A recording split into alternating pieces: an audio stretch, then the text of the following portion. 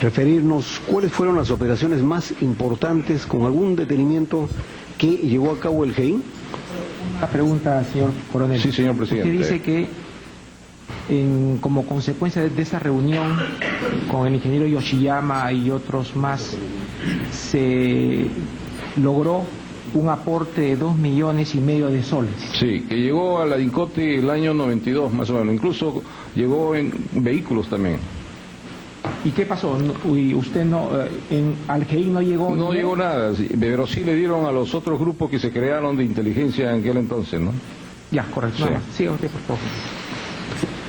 Le decía si pudiera resumir las operaciones más, o los operativos más importantes que llevó a cabo el GEIN. Sí, cómo no, señor fiscal. Recuerdo bien fechas y circunstancias. El primer operativo fue el 1 de junio del 1990, que se llamó Operación ISA, que nos permitió... ISA. ISA.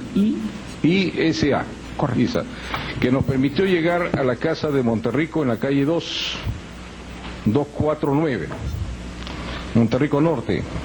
Esta casa, en esa urbanización viven puros militares, en retiro. Esto también demuestra que la cúpula de Sendero no vive en lugares, pues, que ellos le llamaban zonas críticas o rojas. Tuve la oportunidad de leer una obra, Ojo por Ojo, donde decía... Martín Rivas decía, después de leer la documentación de Buenavista, llegamos a conocer los refugios senderistas. Así decía, más o menos, que le abrió los ojos. Yo le digo, es difícil, porque nosotros mismos pensamos hasta fines de la década del 80 que los senderistas eran famélicos, delgados, vivían en el Cerro del Pino, vivían en Canto Grande. Por eso es que muchos jefes que llevaban a la DINCOTE decían, ya, este fin de semana váyanse al Cerro del Pino y tráiganse a todos los jóvenes que estén ahí, porque seguramente de 20, 5 son terroristas. Estábamos equivocados. La cúpula de Sendero, o sea, estos aparatos centrales, vivían bien, vivían en zonas residenciales, porque ellos habían estudiado el comportamiento de la fuerza del orden y decía, seguramente en un rastrillaje van a ir por Canto Grande. Se fueron a vivir ¿dónde? Monterrico Norte, las Casuarinas vivían, y pagaban muy bien. Y uno los veía y decía, unas señoras bien decentes, bien vestidas, ¿no? Un señor también bien decente con terno, y nadie podía pensar que ellos eran los dirigentes de Sendero Luminoso. Cuando llegamos a la casa de Monterrico el 1 de junio de 90, ¿no?, detectamos ese modo vivendi. Ahí cayeron 2 aparatos centrales. El DAO, Departamento de Apoyo Organizativo, que organizaba los eventos y hacía la retransmisión de las directivas, a cargo de Elvianila Sanabria Pacheco, camarada Juana, César Augusto Paredes Rodríguez y María Castillo, que era la cojita que apareció después en los videos junto a Guzmán, ¿no? Esta casa era la segunda en importancia de Sendero. La documentación que se encontró en esa casa era de segundo nivel, porque Sendero era tan cuidadoso que cuando hacía un evento Guzmán sacaba 3 copias. La primera copia se quedaba en un lugar desconocido, porque ni siquiera estaba en la casa de Buenavista, ¿no? La segunda copia la encontramos en la casa de Monterrico, y la tercera copia la guardaba en otro lugar, de tal manera que ellos iban formando lo que conocen como la biblioteca histórica o el museo histórico, porque si sabían que caía una copia, por lo menos 2 estaban protegidas. En la casa de Monterrico encontramos las segundas copias. ¿De dónde? Del primer congreso, porque fue el año 90 que intervenimos esa casa, y el primer congreso se había llevado en 3 sesiones, en el año 88 y en el año 89, en 3 sesiones que duraban de 2 a 3 meses, y toda la historia de Sendero está centrada antes del primer congreso y después del primer congreso. Y para conocer a Sendero había que estudiar el primer congreso, donde se establece la base de unidad partidaria, que era el pensamiento Gonzalo. Por primera vez se habla de pensamiento Gonzalo, ¿no? y se establece toda la estrategia para los años que vienen. Tal es así que cuando termina la tercera sección del primer Congreso en junio del año 89, en el punto 7 decía empezar el primer plan de desarrollar la base de apoyo en función de la conquista del poder, con un plan piloto de 3 campañas. Cuando llegaron el grupo de analistas al GEIN, se estaba llevando a cabo la tercera campaña del plan de impulsar, que empezaba en febrero del 91 y terminaba en enero del año 92. Y la consigna de esa campaña era impulsar el desarrollo de la base de apoyo contra el gobierno de Fujimori, decía.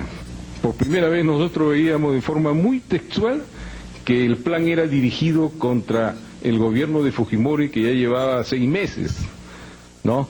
Y a partir de ahí hablaban ellos de concretizar la guerra de movimientos, que después lo voy a explicar bien qué significa la guerra de movimientos, porque yo he escuchado muchos conceptos acá, y indudablemente que no han sido bien definidos, bien manejados, para poder entender bien a esta organización, ¿no?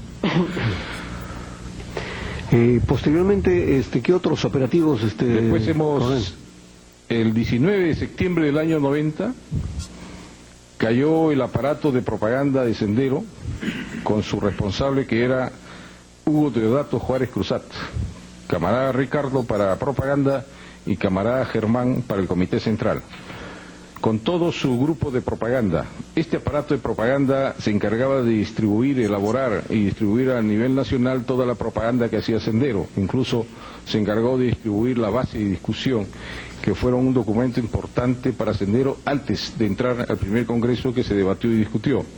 Pero la caída de este aparato fue fatal para Sendero, porque caía el número 4 del Comité Central, que nosotros no sabíamos en ese momento.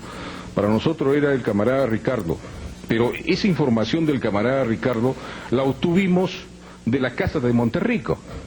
Es importante esto para que después no se hable de que este grupo de análisis manejaba información táctica o datos o nombres. No, no es así. Esa carnecita nosotros la guardamos bien bajo 7 llaves y la obtuvimos en la biblioteca de la casa de Monterrico. Cuando 2 oficiales comenzaron a revisar libro por libro, encontraron una hoja, y en esa hoja estaban los 8 miembros de los responsables de los aparatos centrales de Sendero. Por ejemplo, estaba el seudónimo de Abel, o sea, Luis Alberto Arana Franco, que nosotros ya lo teníamos ubicado, que era el jefe del Departamento de Economía, ligado a la Academia César Vallejo.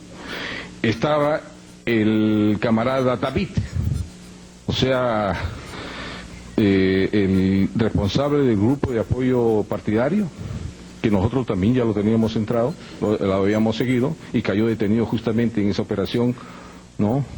Carlos Manuel Torre Mendoza. Estaba el seudónimo de Olga o Rebeca, que es la Yovanca Pardavé Trujillo, con una dirección donde ella estaba viviendo incluso. Estaba el seudónimo de la camarada Janet Rodríguez Neira, ¿no?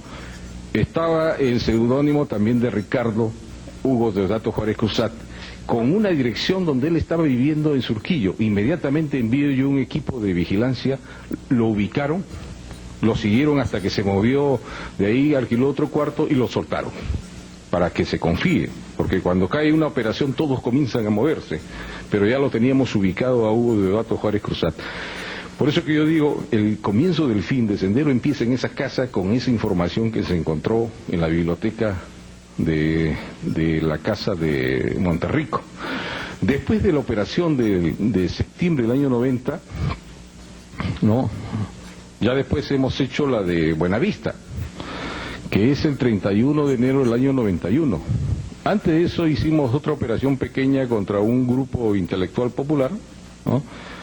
Pero la casa de Buenavista empezó el 27 de noviembre del año 90, siguiendo un contacto que hizo Luis Alberto Arana Franco con la camarada Angélica Sala de la Cruz en una oficina en Lince. Seguimos, llegamos ahí y montamos una vigilancia. El problema era de que no todos son ciudadanos patriotas, pues. Entonces no pasó en la misma operación Monterrico.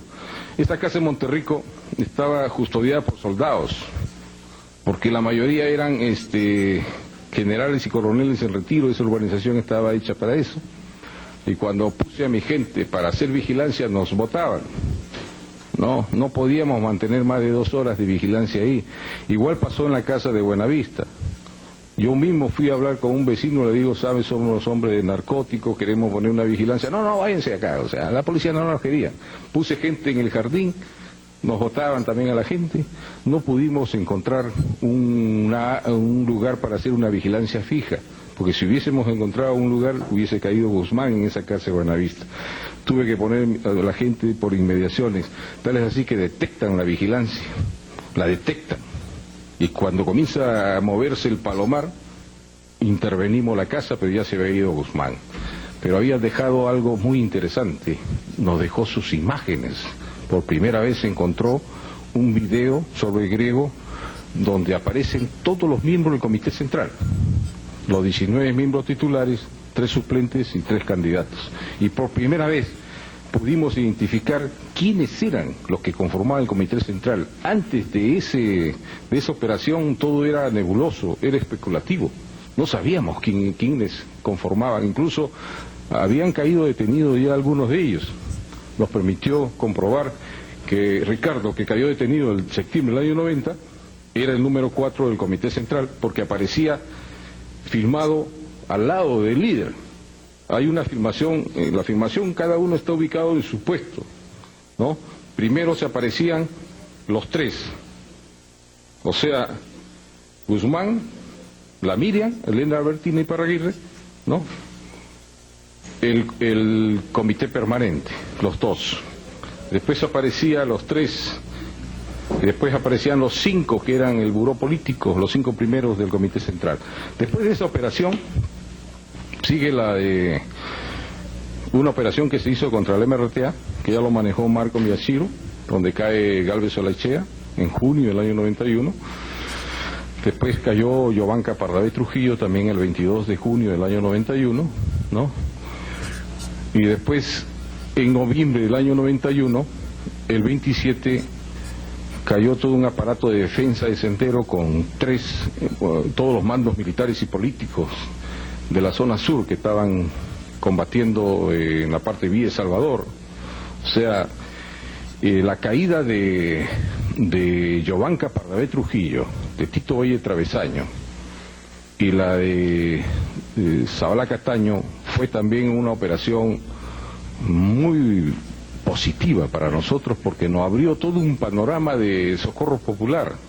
Socorro popular hasta ese momento para nosotros era un aparato desconocido y había adquirido tal importancia que sus aparatos armados o destacamentos eran los que estaban dando, nosotros le decimos, la nota en las acciones en Lima Metropolitana. Cuando yo escuché de que llegó un grupo para llevarse a un interrogatorio a Yovanca Pardavé y Tito Valle Travesaño del Ejército, yo soy testigo de eso, estuve ahí. Me llamó el general John Caro, porque los detenidos cuando llegaban a Dincote, y es bueno conocer el procedimiento operativo, pasaban por una oficina que se llama OCT, Oficina de Control de Detenido, y ponían ahí quién estaba a cargo, qué grupo estaba a cargo del detenido y qué oficial estaba a cargo del detenido. Entonces, así que nadie podía sacar a un detenido si no primero consultaban con el grupo y el oficial. Más aún, que ya el fiscal tenía conocimiento, porque los fiscales eran directores de la investigación. Aquel que quería llevarse un detenido, si bien es cierto, iba donde el general, pero el general tenía que llamar al jefe de grupo, llamar al oficial y decirle si podía salir o no. Entonces me llamó el general John Caro, me dijo: Benedicto, han venido a querer llevarse a interrogar a Yovanca y Tito Valle. Yo le digo, bueno, ¿quiénes son? Efectivamente estaba ahí Martín Rivas, Pichilingüe también, y había un coronel.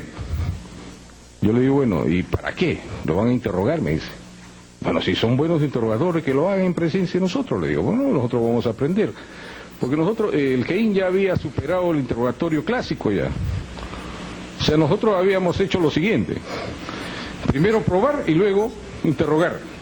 Hasta la década del año 80 fines era, no, te interrogo y luego te pruebo. Y ahí habían excesos. En cambio, nosotros habíamos adelantado en lo que se llama el interrogatorio de inteligencia. Cuando caía alguien detenido le decíamos, ¿usted conoce al camarada Franco? Le decía. No, decía, por ejemplo, Jovanka.